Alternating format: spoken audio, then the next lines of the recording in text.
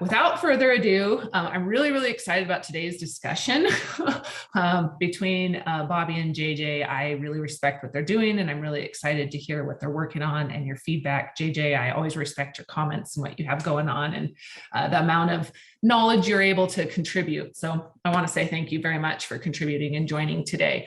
I will continue to let everybody else in as they continue to log on. If you, thank you. Thank you, Klaus. If you have specific questions or anything like that, feel free to raise your hand. We can either open it up for discussion when time is up, when time allows, or I can ask questions as you put them in the chat. You can change the view of your screen in your upper right-hand corner. You can change so from speaker view, or you can actually grab a hold of the boxes and move them around if you want to move people that you're paying attention to or looking to connect with. These are recorded and shared on our YouTube channel, and then transcribed and recorded and shared on our Hemp Hallway platform. Just like Kayla was saying in the beginning, I really encourage you guys to get into Hemp Hallway this year. That's really our platform where we're going to be distributing a lot of content and a lot of data. Obviously, after our seed trials, data will be the big key point of what we'll be able to offer to everybody. And so really being able to have access to it through Hemp Hallway. Okay, without further ado, I think that's it. I'd love to have your support also as membership. I'm always going to put that out there. If you're not a member, please join as a member. I think until the 10th of this month, it's 20% off still for your membership if you pay annually. If you pay monthly, obviously it's not a discount. It's actually a little bit more. So I do encourage you guys to join and pay and participate. It helps us keep going what we're doing.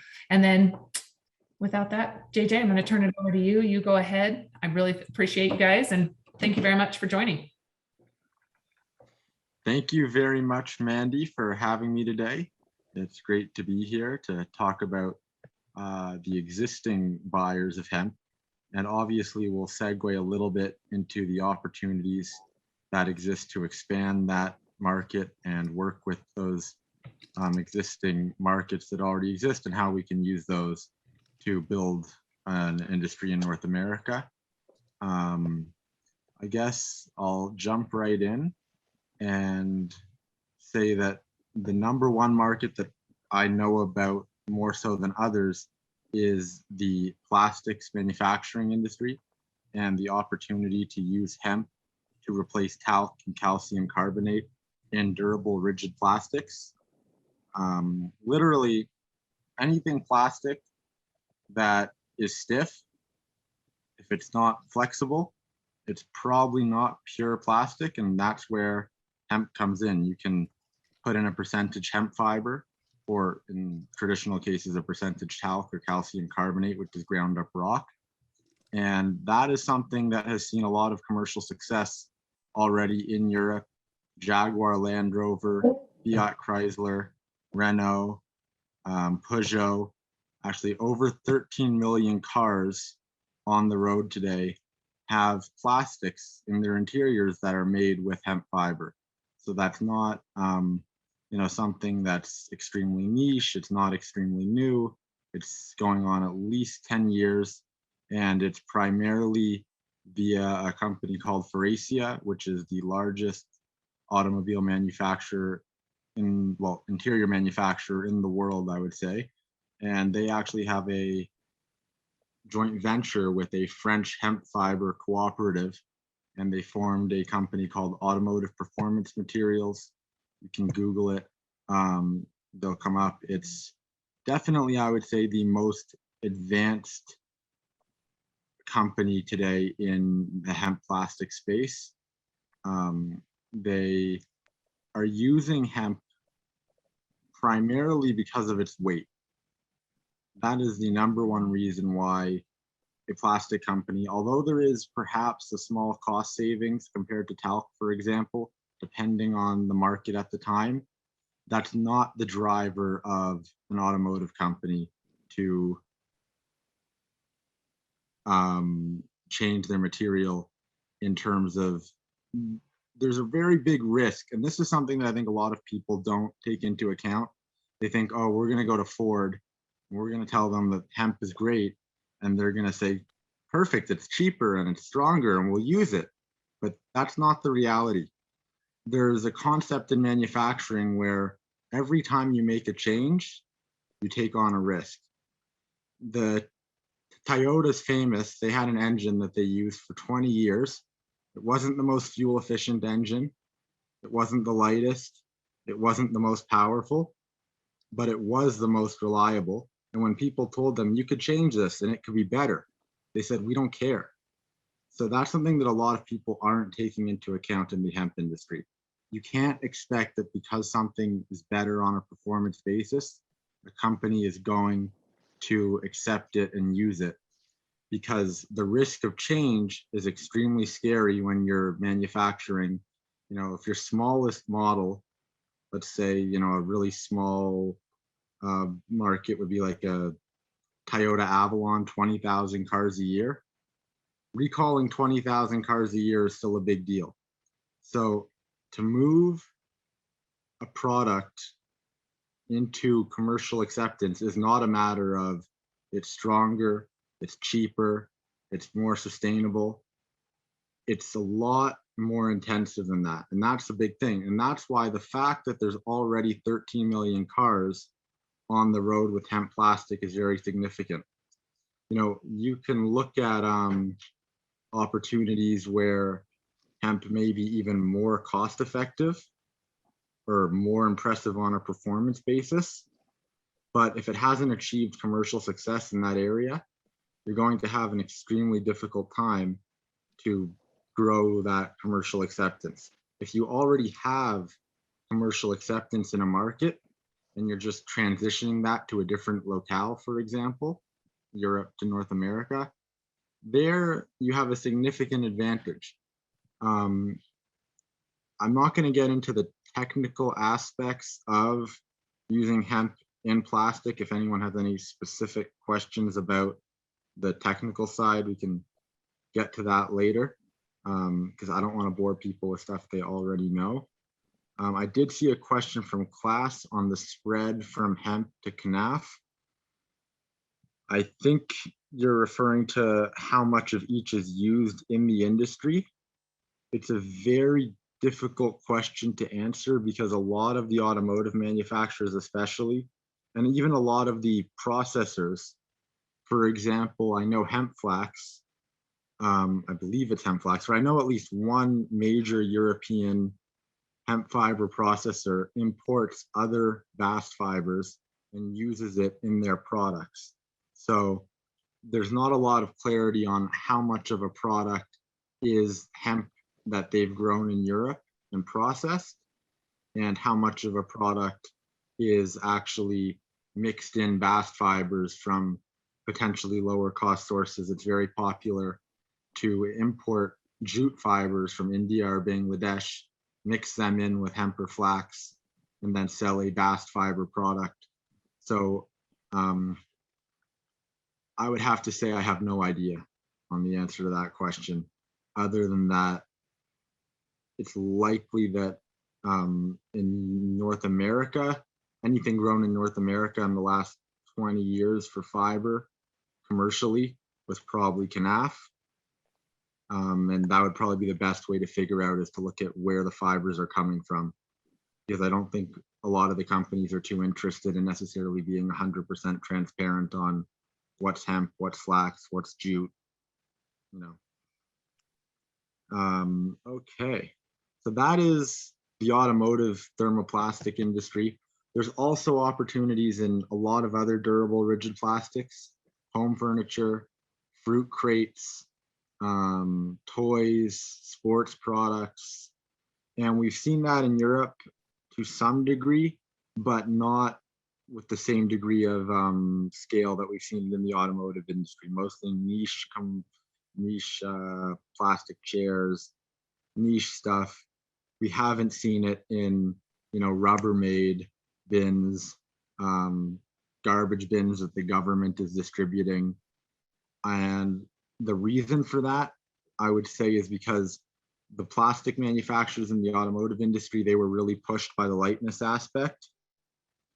And when you don't have that massive demand to get your fuel efficiency ratings up, your motivation to change is just not as great. And I think that what needs to be done there is a lot of hand holding.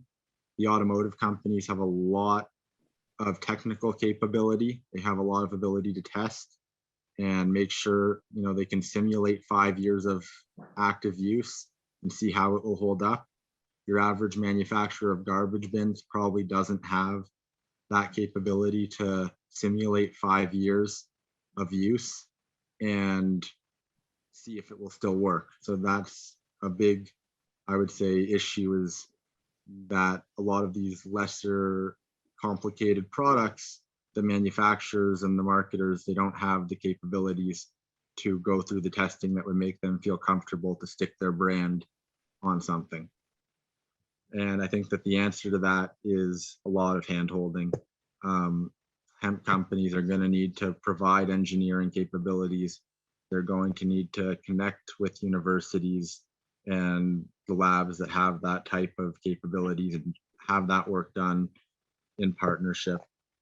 And in that way, give them the comfort to actually have them essentially purchase the equipment. A lot of them probably would be willing to, you know, if a bunch of garbage bins go wrong, it's not a huge deal, but you do have to, it's not exactly, you know, here's a new material.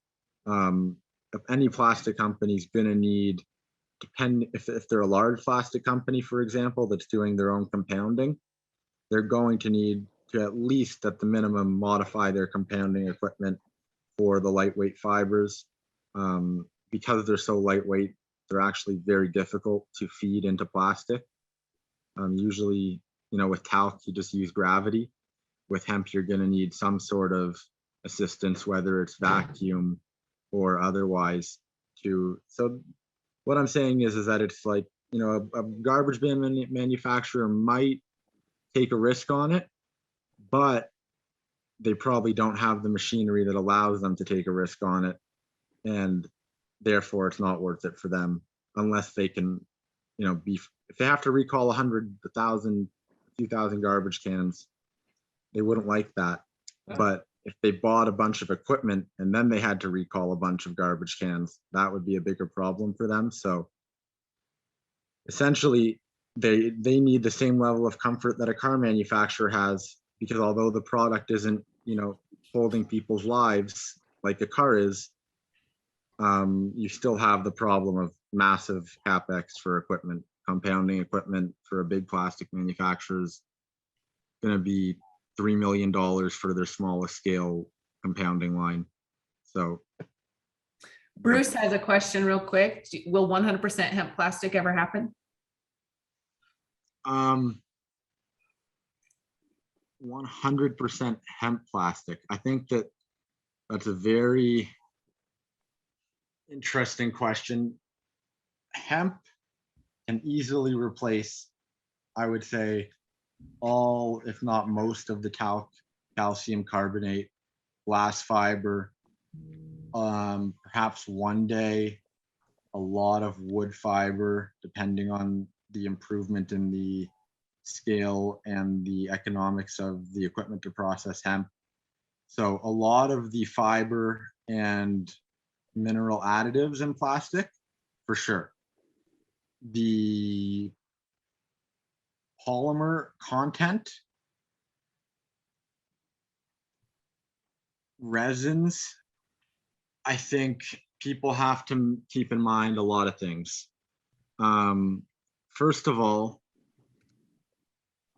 if you look at the seed oil yield of canola versus hemp, this is something I'm not an expert on, could be wrong, but I'm pretty sure you get a lot more seed oil per acre from canola than hemp. So if you're gonna make a bioplastic from a seed oil, you're probably gonna make it from canola oil, not hemp oil, especially because hemp oil is extremely nutritionally valuable and canola oil is, I have no comment. If you're looking at making polymer resins from cellulosic material through some sort of forget the word. If you're looking at making it from the stalk, through some very chemically and like pyrolysis. You somehow turn the stalks into some sort of Sure. oil, and then you then do it from plastic. Anybody who wishes to pursue that as a business model, I wish them the best, and I urge extreme willingness to do the due diligence to make sure that you have the longevity to fight that battle. Does Kevin had a good point, you know, when we talk about that trade or that trade-off from one to the other, does the negative environmental impact of plastic favor or factor into the decision making to convert to the bioplastics? Or is it still really just a cost discussion? Oh, I mean, you've got to look at the cost on the back end, right? There's an economic benefit to sustainability in many different ways as well. A lot of the plastic manufacturers we've talked to very much are interested in sustainability from the point of view of, you know, there's some element of genuine concern. However, generally, when, you know, I'm talking to the COO of a plastics company, it doesn't seem like his genuine concern for the environment is something that he believes his shareholders are going to allow him to make decisions based on. He, in one particular case I'm thinking about, he was very clear that he cares, but he knows that if he goes to his shareholders with, you know, this is better for the environment, they're not going to care all that much. However, the marketing benefits of an environmentally sustainable option are significant, especially if you're selling direct to consumer, or if you have government or otherwise carbon credit type, you know, financial incentives. So there's certainly a financial reality to the sustainability side. I would also caution anyone relating to Bruce's point on 100% hemp bioplastics to look at the potential that in the short term, with technologies that have not been optimized, the commercial production of plant-based polymers can be, they should look into the actual life cycle analysis on whether the specific plant-based alternatives they're looking at are really better for the environment. Sure. So what about some of these others? I know we've talked about like plastics and the composites. Talk to me, or I mean, sorry, the automotive industry and construction a little bit. What about animal care and textiles? Okay, animal care is another one where it's certainly a proven market.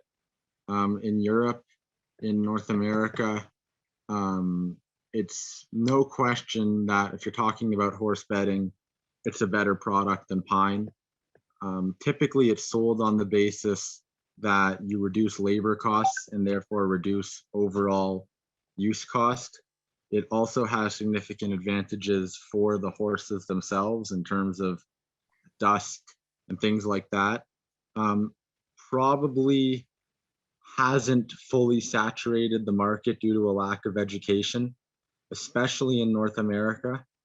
I can't confirm this, but I think that there's a lot of high-end stables that don't know yet about hemp as an option. But if they did know about hemp and its benefits, they probably would be very apt to convert. In the high-end horse racing industry, price is no issue. And I can see that there would be a significant opportunity there that hasn't been fully developed. Definitely in Europe, it's quite popular and probably well known And in North America, there's a lot of people doing an excellent job marketing it. So I would say it's a rapidly growing market in North America. There's also small animal bedding. There's Canadian operators that are selling kitty litter products, European operators selling kitty litter products. And there, I think there's a very special opportunity where right now, what's available on the market, I wouldn't say is comparable to the non-hemp offerings. And I think that there's significant opportunity in taking the benefits of hemp and then providing a product that's in the format that consumers are already used to. And I think that there's a huge untapped opportunity in the small animal pet care industry. But it needs, it's not as simple as putting hemp hurd in a bag and expecting people to accept it. It needs to be in the format they're used to. Right. Real quick, I wanted to ask, I saw a note about the European Decorticators. Can you touch on those really quick? That's a great point. I think that's something that people really should recognize, that it's the result of 100 years of optimization. It's not a coincidence that the industry in Europe exists the way it does today. It exists because they never had the legal troubles. And as a result, they've found a model that works. And the model that works, I would say, there's a few key factors. There's investment from the customers, which is a huge deal. When I was talking earlier about Faurecia and APM and the Hemp Fiber Cooperative, the fact that Faurecia is invested in the capital expenditure to process the hemp into the usable product is very significant. Because if you go to a farmer and you say, grow hemp, and we think we have a buyer, that's one thing. But if you say that Faurecia spent millions of dollars on equipment so that they could process this hemp into a product they can use, so we're pretty sure they're going to buy it, that's a whole other thing. So that's a really significant factor, is having investment, at the very least, some form of vested interest in the success of the industry from the customers is critical to trust all the way from the processor to the farmer. The other thing is that generally the farmers have a vested interest in the processors in Europe. Not always, but usually at least in some form or another. Some of them, at least the major farmers, the major suppliers to each processor, there's some form of investment or vested interest. And that's significant because if you want a quality product, you need quality inputs. And if you want your farmers to care, then the simplest way to do it is to create some form of alignment through some form of investment. The next thing has to do with the size of the processors. In a high labor cost environment like Europe, running a 1 ton per hour decorticator does happen, but only if you're selling the highest end linen suitable flax fibers for extremely high end markets. If you're trying to pump out quantities for composites or pretty much any commercial industrial other than like ultra high end textiles, you need to have a certain level of automation to be profitable, it would seem. I'm not saying that I'm not saying something is impossible, but I'm saying if I look at Europe and I see that you have 4 ton per hour operations, and you have 7 ton, and you have 10 ton per hour operations. And in fact, with the case of La Chanvrière, you have 2 7 ton per hour operations side by side. When I look at what works there for composites and for plastics, it's all large scale, highly automated equipment. And certainly, with technology, anything can be achieved, but in most industries, automated manufacturing is done in relatively large scale. And I think it's unlikely that it would be different for hemp. So just to recap, we have large automated processors with investment from their customers and investment from their farmers. And really what it comes down to, aside from productivity and efficiency in terms of automation, is trust and the willingness to know that the farmers are going to grow the crop, the processing is there to process it, and the client is going to buy it.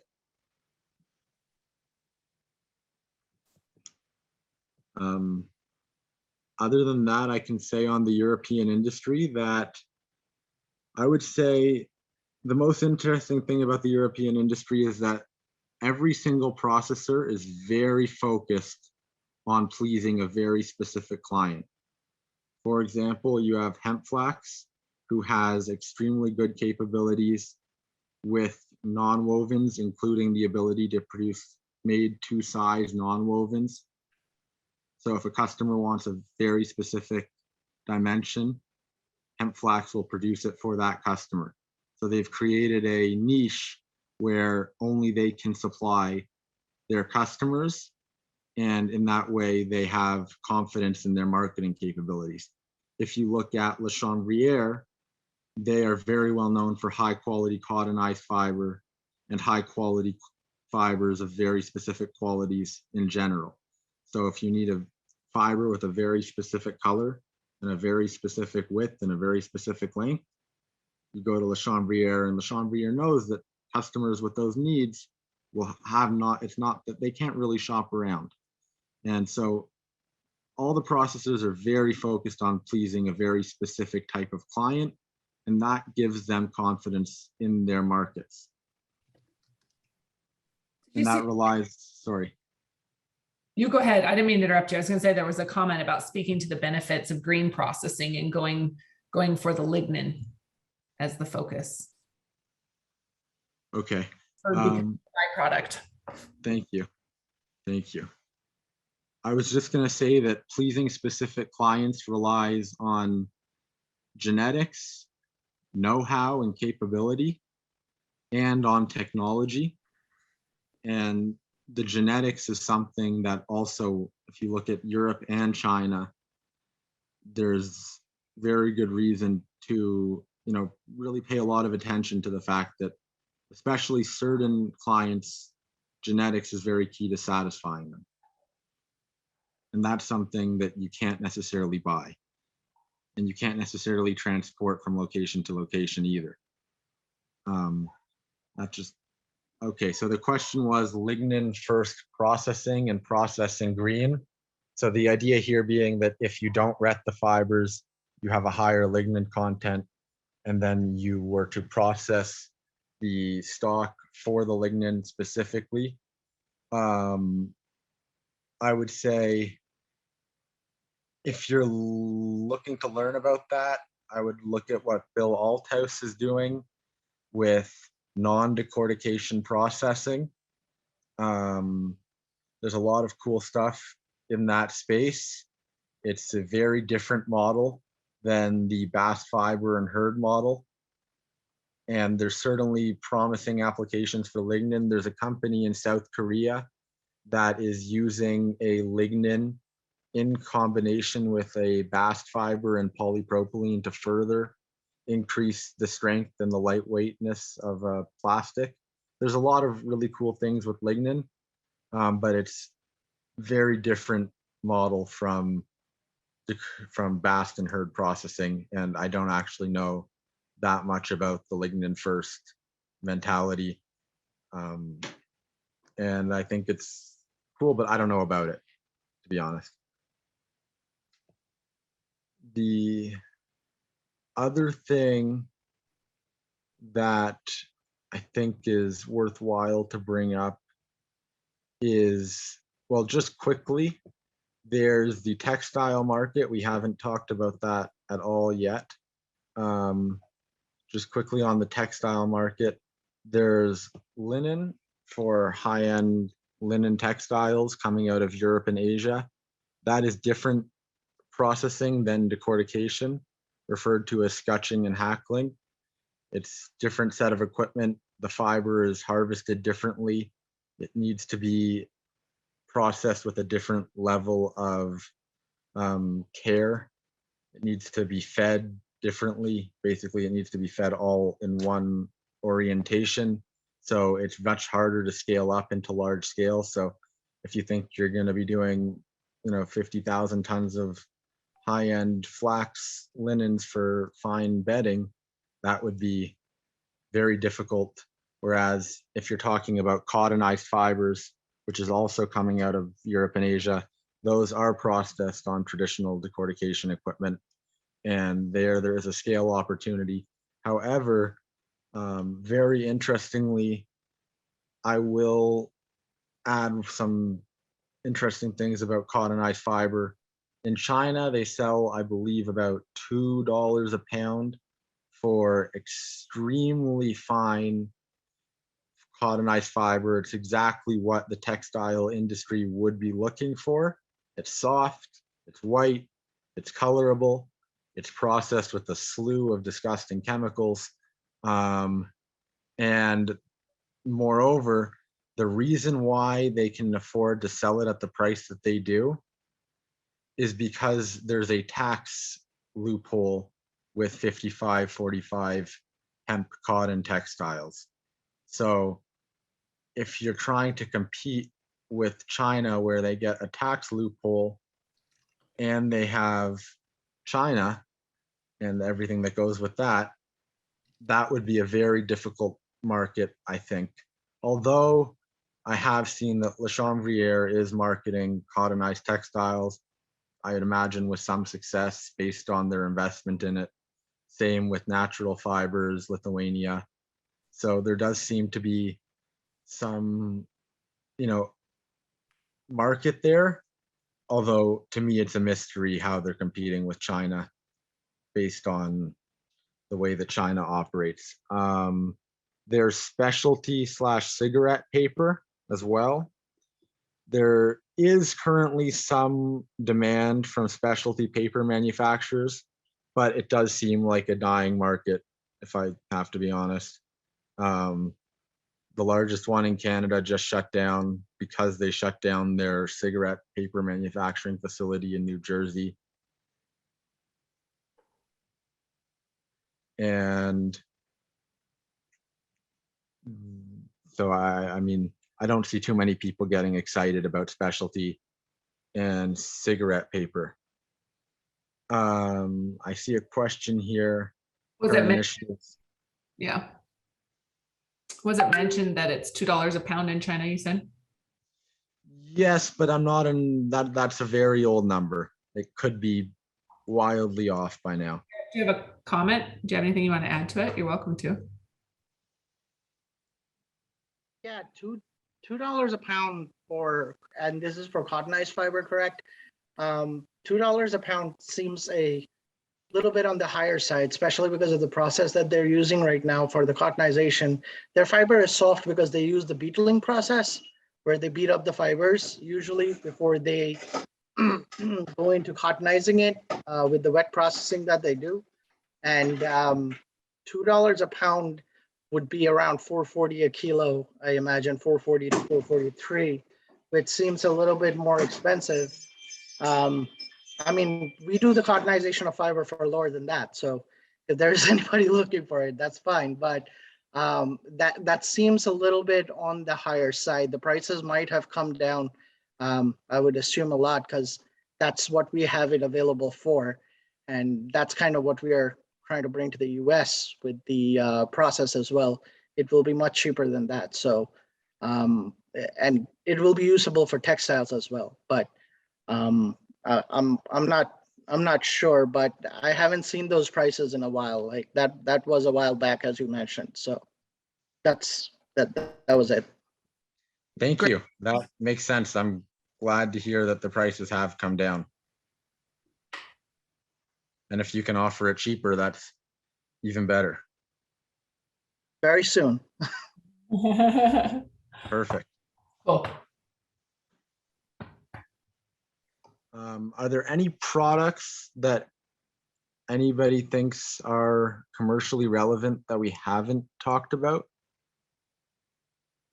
Anybody has anything?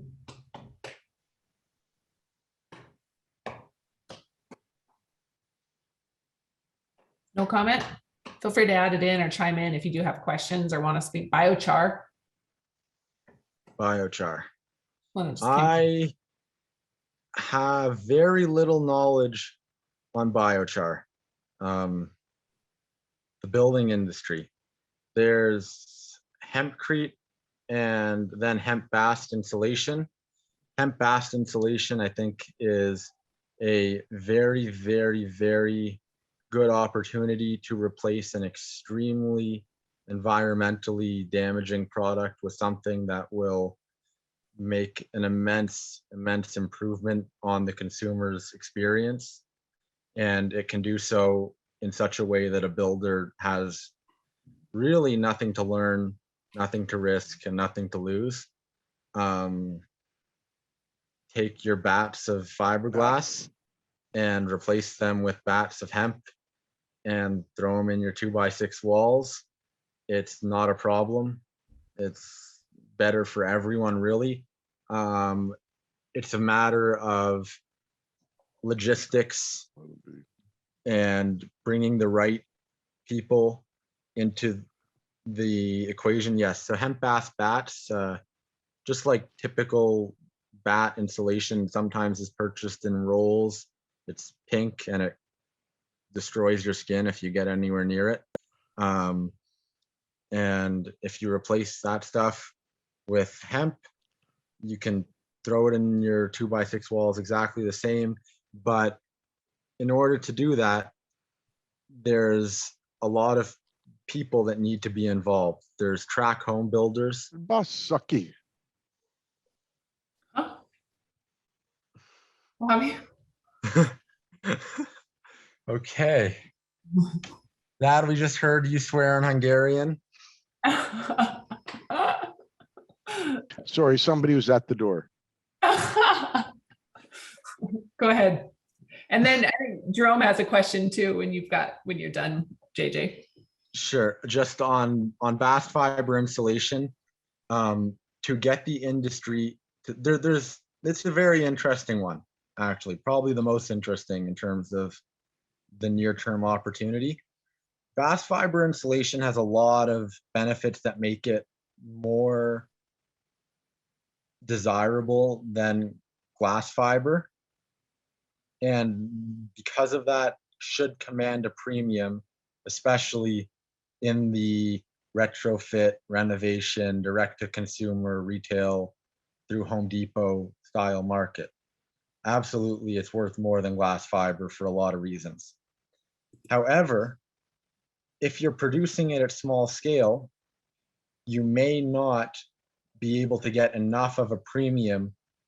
You know, it might be worth twice as much as glass fiber to somebody who's retrofitting a small portion of their house. It might not be worth 4 times as much as glass fiber. If you were producing it at large scale, I can say certainly that you could sell it at twice bast fiber and it would be great. However, the reality is that that's very difficult to do if you're starting with a relatively small market. So how does one scale that industry up to make sense? One should look at what Hempitecture is doing, and one should also be looking at track home builders to bring to the table. Mandy, you're on mute. You have my attention by saying who to bring to the table. I love it when you guys bring those, that feedback. So, Jerome, did you have a question really quick? Yeah, I was thinking about that. What about oakum? What is oakum? It's a byproduct that was used to seal fiberglass on boats at one point. Can you hear me? I have no idea. I had to look it up too when you put it in here. It says loose fiber obtained by untwisting old rope used especially for caulking wood ships. Interesting. Yeah. Okay.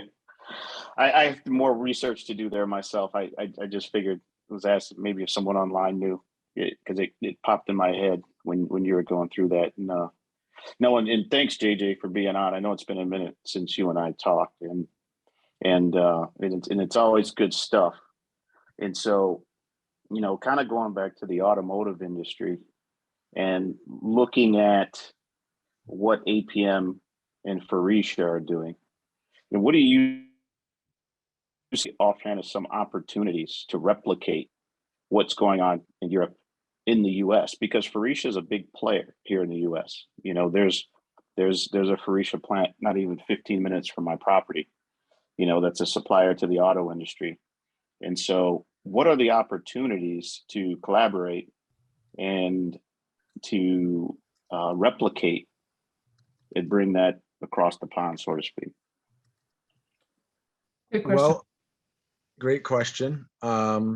Just yesterday, we had made a few 100 pounds of 20% hemp, 80% polypropylene pellets, which are ready to be injection molded. We are going to be sending them to a custom injection molder to have some samples made.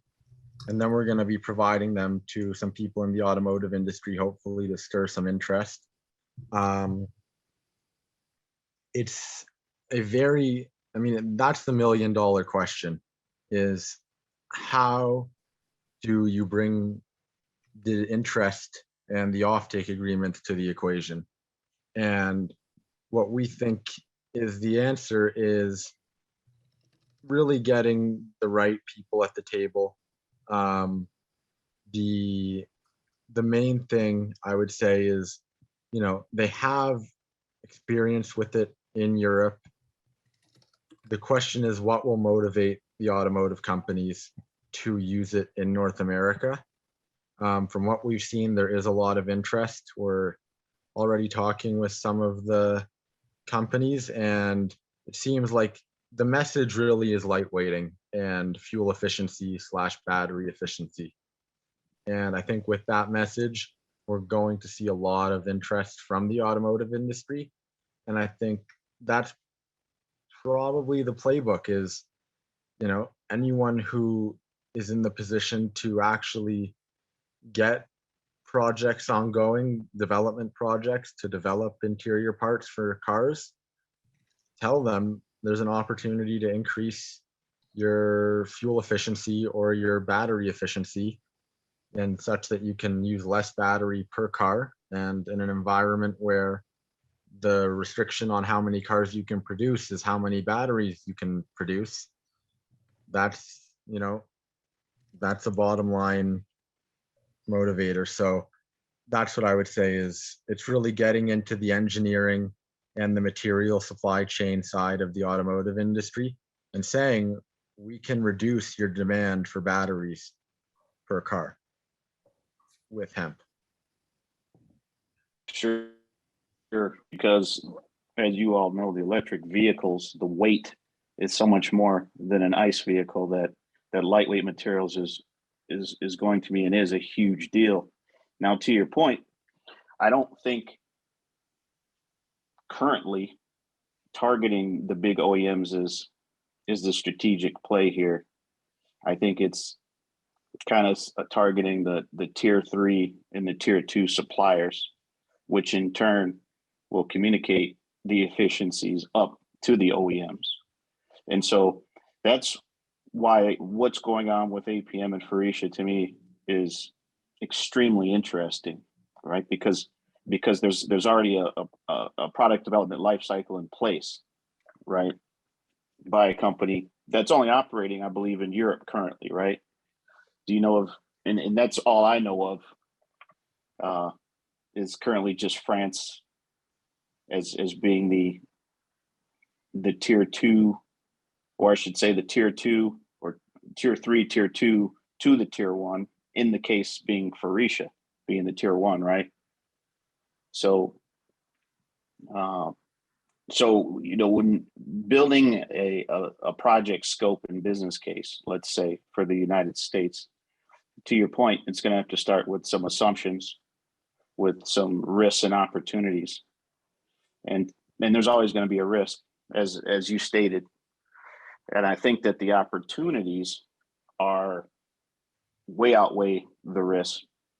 And so, do you think that there's a taste for the collaboration per se, with having conversations with APM to not only educate us on what's occurring, because we have the opportunity to help you build your business in a totally new market that they aren't built up in.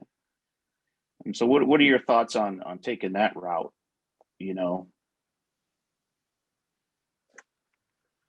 It certainly has, merit. I mean, for one, they have approved material, which is a big deal, especially if you have an OEM, that has manufacturing in both Europe and in North America.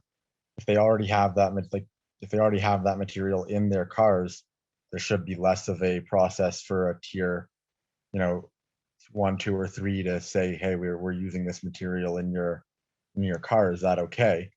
Because it's already in your car in Europe. So that certainly is a benefit, I would think. Of course, it would occur to be the most natural progression. On the other hand, Faurecia and APM have not made any move.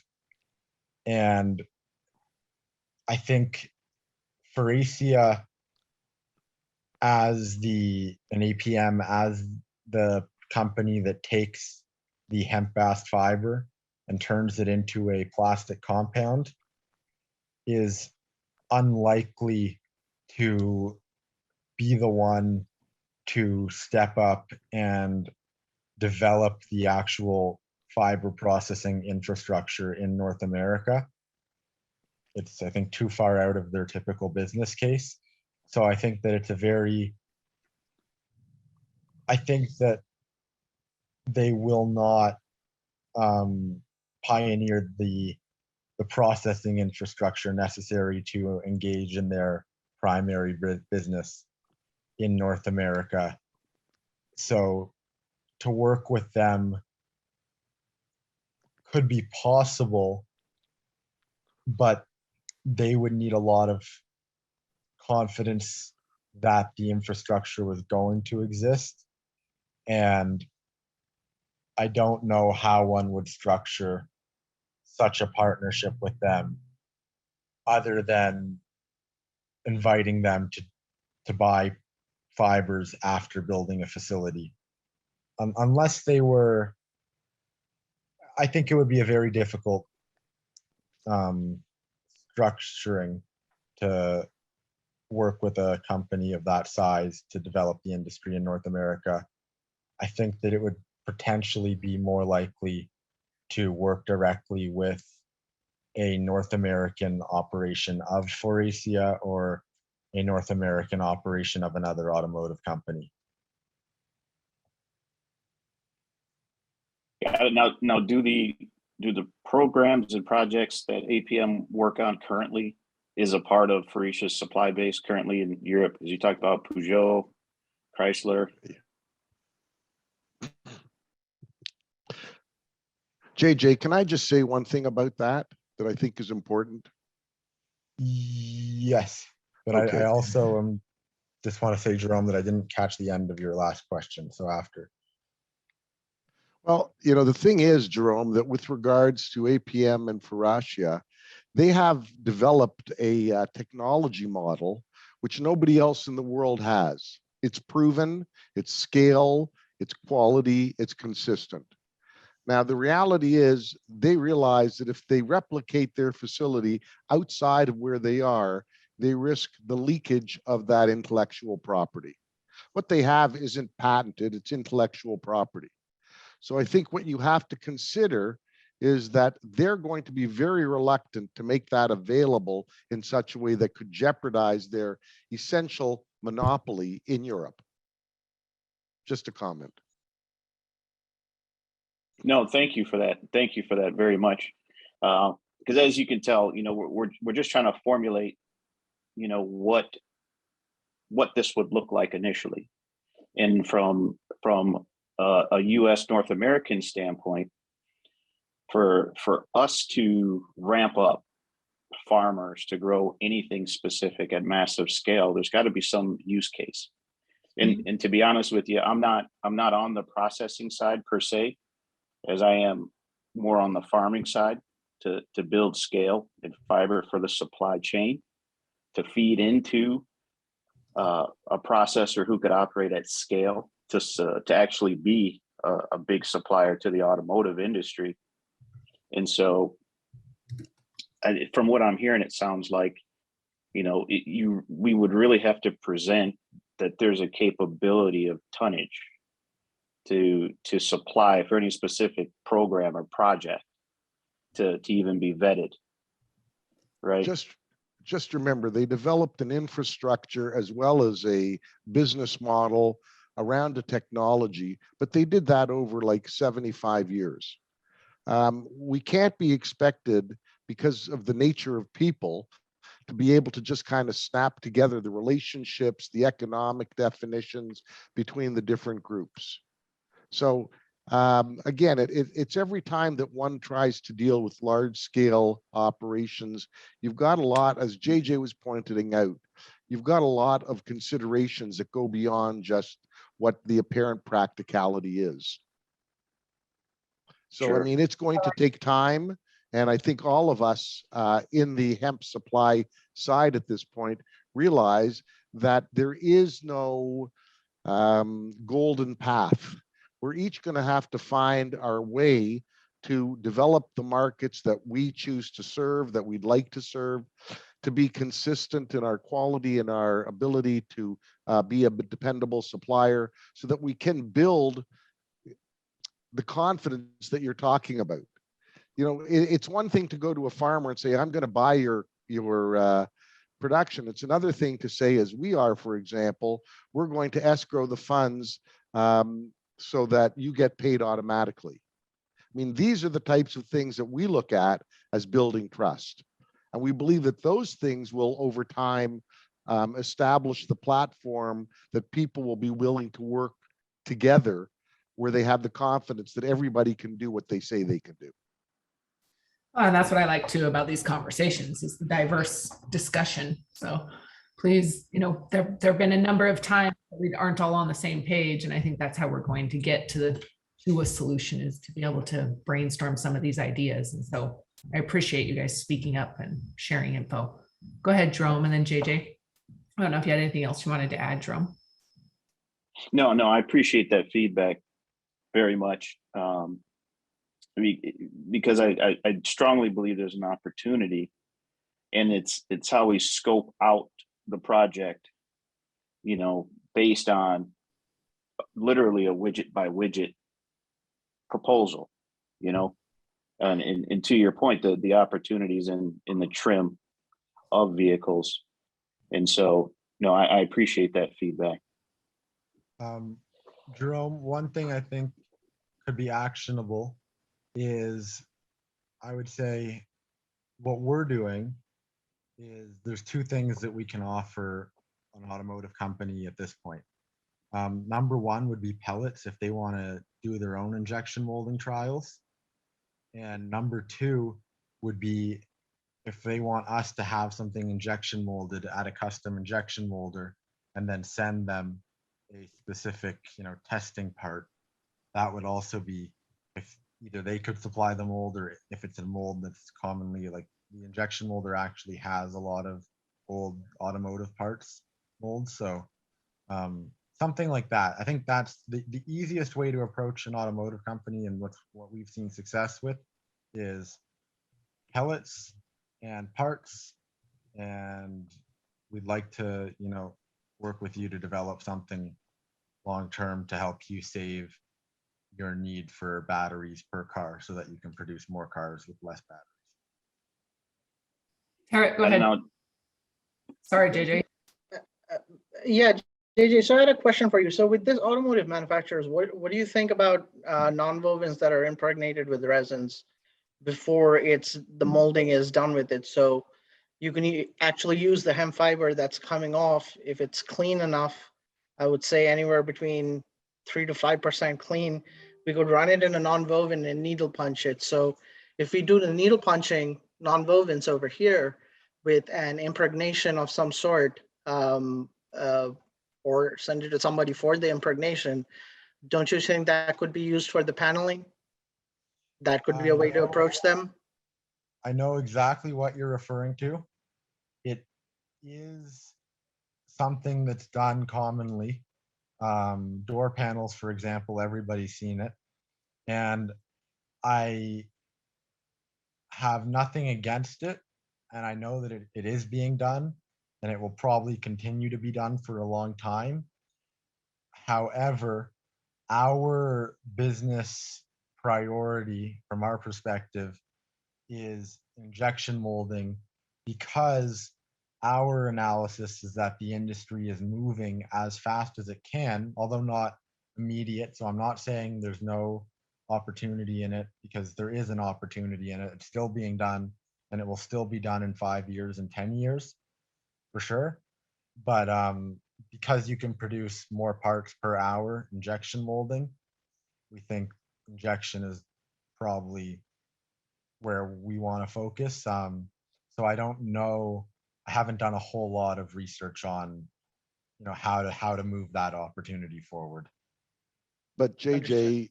sorry, but quickly, JJ, we did have a discussion with that gentleman in Europe where he pointed out that the non-wovens in the cars, even in Europe, they were reducing. Or am I confusing myself? That's what I just said, I think, pretty much. Okay. In other words, the non-woven market is actually being reduced in the car parts in Europe, which doesn't bode well for what the opportunity would be here in North America, is my opinion. Okay. And I'm just wondering, would you have any feedback on why that is, like the main reasoning for it? Because obviously it's a natural fiber going in and they've been using it for a while. So what is the reason for kind of moving out of it? Why are they moving out of that, would you think? More parts produced faster. Yes, got it. Okay, thank you.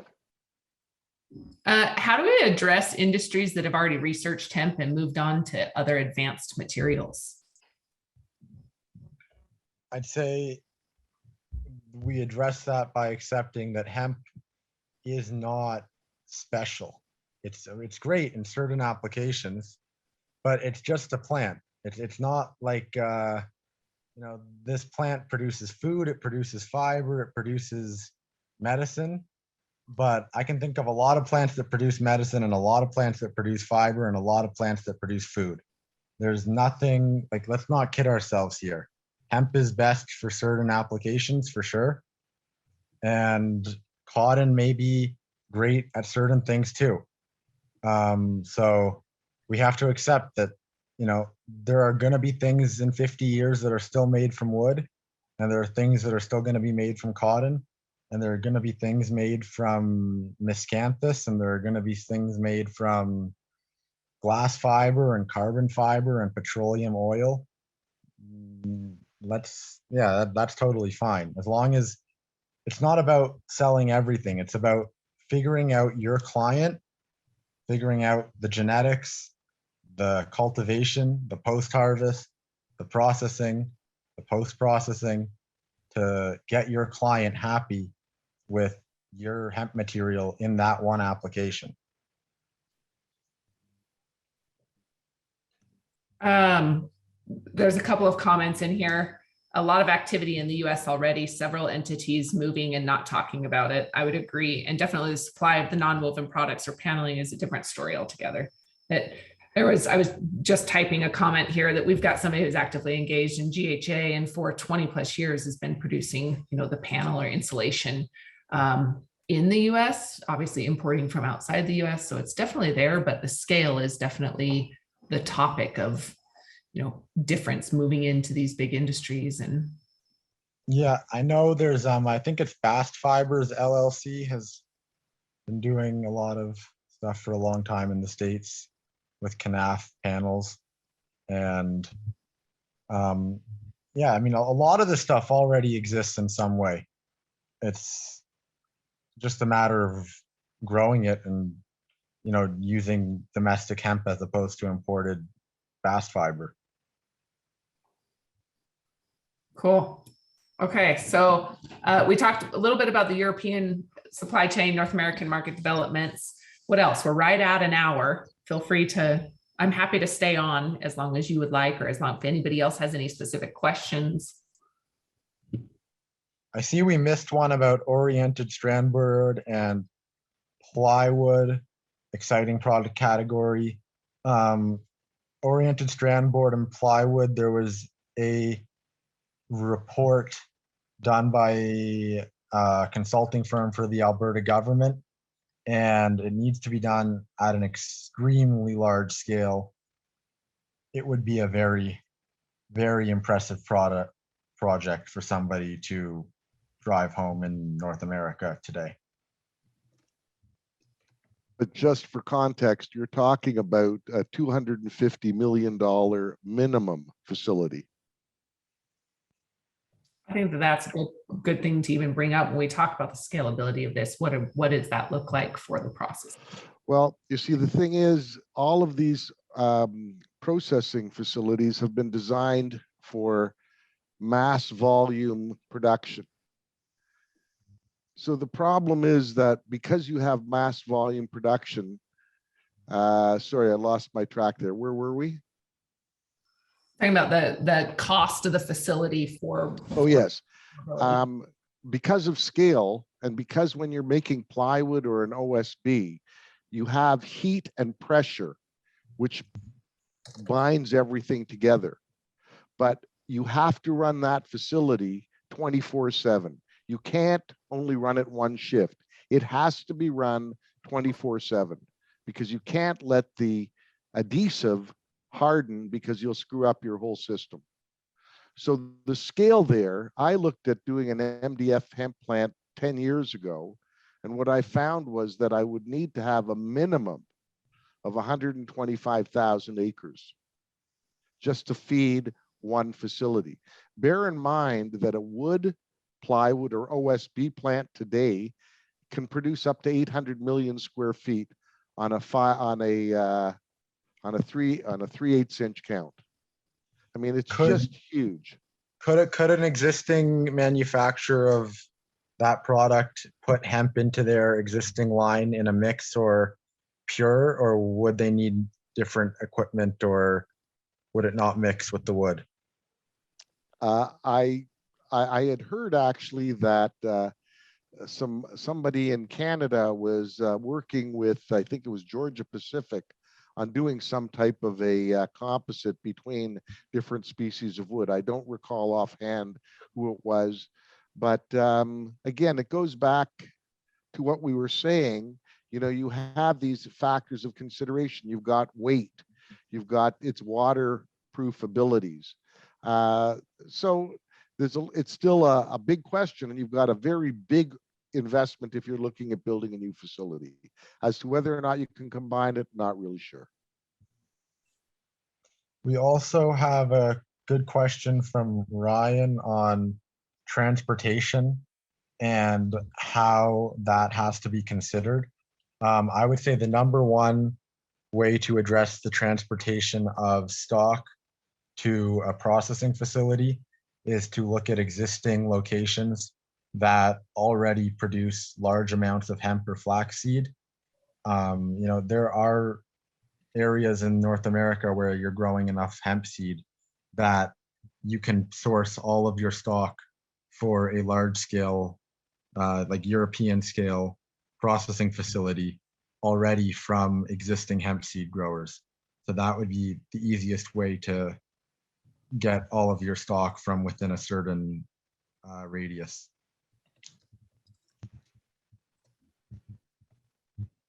Is it planted doing OSB, maybe studs? Yes, they are.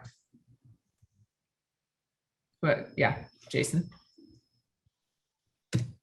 Cool. Well, any other questions? Anything else anybody would like to bring up? How do people get in touch with you, JJ? And how can we support what you guys are doing? I would say the most exciting opportunity that exists today would be for people in the hemp industry to bring together offtake agreements and get a plant built, obviously. That's, I think, the core message that needs to go out.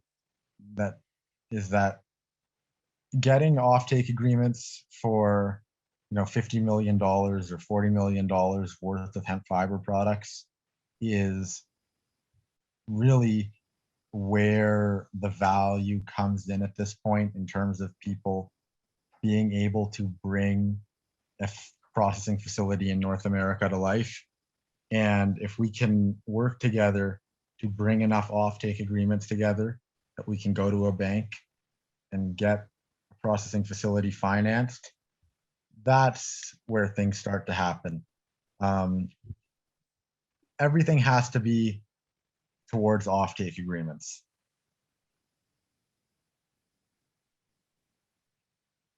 Okay. One more question or a couple, if there's any others, please feel free to jump on. You guys are welcome to ask anything that you need. But one other is, what's the footprint of your pellets? 80-20? It's 80% polypropylene and 20% hemp. That's 75% polypropylene and 5% other plastic materials. Okay, cool. Well, any other questions? Does anybody have anything else they'd like to add? Again, I'm going to put this shout out there. I'd love to have you guys up. Please feel free. Is it carbon negative? Probably not. Probably not. Definitely not. It's the talc is about 25%. If you took an 80-20 polypropylene talc versus an 80-20 polypropylene hemp, it's about 25% reduction in CO2 equivalent. Good to know. Okay, anything else? Jerome, thank you very much for joining. Can you get to zero? Plastic? You're welcome to join the conversation if you'd like, if you're able to. Feel free. And thank you, Bob, again. Yes. No, yes, you can get to zero if you go with a hemp plastic, a bioplastic, and then you add hemp fibers for the reinforcement. You will still have some additional polymer, as JJ pointed out, but you'll approach zero at that point. I think there's another consideration that people have to take into account, which is that when you look at the let's call it the anthropogenic impact of a material, it's not just where the material comes from, it's also land use, it's also what I'm saying is oil-based materials are not the only materials that cause negative things to happen to our environment and to humans and to animals. When we grow, let's say, canola oil to produce plant-based plastic, or we grow sugarcane or whatever it is, there's fertilizers. So people, there is a really important consideration, which is plants sound really nice and oil sounds really bad, but data-based decision-making is always really important. And in terms of getting to zero, if we really want to get to zero, I think the easiest answer is buy zero things. If we want to improve things so that we can, do as good a job as practical, then we have to look at evidence-based factors, and plant-based, like get to zero, with the technology that exists today, if you look at most analysis of plant-based polymers, they're actually more resource intensive and more environmentally damaging than oil-based polymers, primarily because of how terribly backwards the way plants are grown today. So I'm not saying this as a principle, like as a principle, it may be possible to grow plants in an environmentally friendly way. But as a reality, if you build up like if you know, Carbine or Shell builds a plant-based plastic, if they build a facility to take canola oil and crack it into ethylene and then take that ethylene and turn it into polypropylene, it sounds great, but that polypropylene may not be better for the environment than the polypropylene that they're making from oil that they drilled out of the ground. And so when we ask about like, can we get to zero? I think we're so far away from that I think we really have to be asking ourselves, can we make an improvement in the next 2 years that is meaningful and that is realistic from an economic perspective? I have a quick comment to that. So JJ, I know of a technology that's been third-party verified through a set of engineers that's in the process of getting funded that can create biobutanol from hemp as one of the feedstocks. And as a byproduct of that, they figured out how to make a PHA product. And it's actually really cool. So if anybody who's still on here is interested in that, I think we're going to be bringing them on as speakers here pretty soon. But there's exciting things happening that, you know, that it's not necessarily public knowledge yet. So it's exciting to, yeah, I just wanted to bring that up because it's really cool and really exciting. And it's a step towards that zero, right? Absolutely. That's very exciting. And definitely with technology, you know, what was unimaginable 10 years ago is not so unimaginable today. It's real now, you know, it's tangible. And if it's not tangible, it's damn close. So it's really exciting. Thank you. I just want to tell you, thank you so much for this great interview. It was very informative and I learned a lot. So thanks. Thank you. Cool. Thank you very much, Kayla. Any other questions, you guys? We're running over. We're about 20 minutes over. I really appreciate all of you staying on. This will be recorded and shared. I really want to encourage you guys to get involved with GHA. You know, for those of you that are members, thank you so much. We can't do this without you guys. So thank you again, JJ and Bobby, very much for your support. Anything else that you need, JJ, don't hesitate to reach out. I'd love to support you in any way that we can. How do people get in touch with you? I saw that your email was added to the chat. Is it JJ Ziner? Yeah, jziner at CIHcorp.com. I'm pretty easy to find. You can search me on LinkedIn. Yeah, I'm pretty easy to find on LinkedIn. You'll find me. Yeah, absolutely. Okay, you guys. Well, thank you very, very much. It will be recorded. I hope to see you guys next week.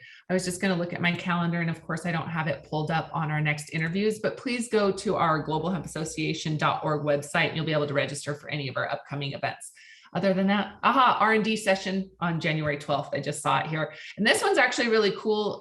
This is a group of accountants who are coming to share how to take advantage of the R&D tax credits, as all of you guys are super involved there. And so just what that looks like, how to use it, take advantage of it. Okay, other than that, we'll see you guys next week. Thank you very, very much. Thanks, JJ. Thank you, JJ. Okay, thank you guys. Bye, everyone. Thank you. Bye bye. Bye, Bobby. I appreciate you. Yes, I'll be in Nice touch. to see you, Mandy. Thank you. Absolutely. For sure.